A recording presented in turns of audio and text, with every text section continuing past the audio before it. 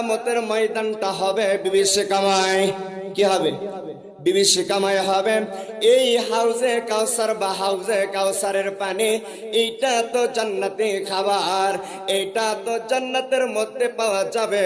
কিন্তু কাল কিয়ামতের ময়দানে যারাই হবে উম্মতি মুহাম্মাদি, যারাই হবে কোরআনওয়ালা, যারাই হবে রাসূল প্রেমিক, তাদেরকে জন্যও আল্লাহ রব্বুল আলামিন এই হাউজে কাউসারের পানির ব্যবস্থা করবে। সরে বলেন সুবহানাল্লাহ।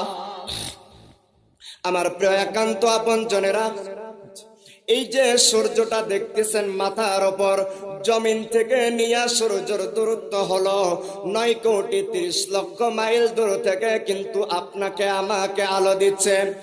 এই সূর্যটা অন্যান্য গ্রহ নক্ষত্রকে আলো দিচ্ছে 30,000 টন।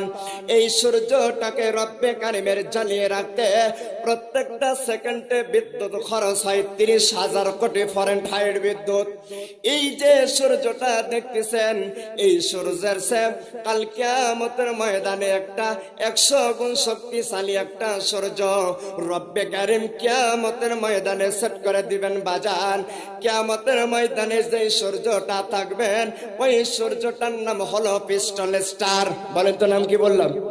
কিয়ামতের ময়দানে যে সূর্যটা থাকবেন, ওই সূর্যটার নাম হলো পিস্টল স্টার। ওই পিস্টল স্টার সূর্য একাধারে কিয়ামতের ময়দানে 40টা বছর তাপ দিতে থাকবে। জোরে বলেন আল্লাহু আকবার। আমার প্রিয় একান্ত আপন জনেরা, মাথার আধা বিঘা উপর থেকে যখন সূর্যটা তাপ দিতে থাকবে, জমিনে যখন তাপ পড়তে থাকবে, এই জমিনটা তামা বরণের হয়ে যাবে। বলেন তো কি হবে? আপনি তাফসিরে জালালাইন খুলে দেখেন, এই সূর্যটার তাপ যখন কিয়ামতের ময়দানে পড়তে থাকবে, কিয়ামতের ময়দানটা তামা বরণের হয়ে যাবে। কাল কিয়ামতের ময়দানে এই প্রান্ত থেকে ওই প্রান্ত পর্যন্ত শুধু একটাই আওয়াজ থাকবে, শুধু পানি। আওয়াজের নাম কি বললাম? শুধু পানি। এবং এই পানি পাবেন কোথায়? হাউজে কাউসারের পানি। এই হাউজে কাউসারের পানির মালিক হলো আমার নবী, বিশ্ব নবী মুহাম্মদুর রাসূলুল্লাহ। যারা বলেন সাল্লাল্লাহু আলাইহি ওয়াসাল্লাম। এই হাউজে কাউসারের পানি একমাত্র আমার রাসূলের কাছে থাকবে, আমার রাসূল উম্মতি মুহাম্মাদীদেরকে বিতরণ করবে। এই হাউজে কাউসারের পানি যে এক ফোঁটা পান করবে, খাবে, জান্নাতে যাওয়ার পূর্ব মুহূর্ত পর্যন্ত আর তাকে পিপাসা লাগবে না। জোরে বলেন সুবহানাল্লাহ। আর একটু জোরে বলেন সুবহানাল্লাহ।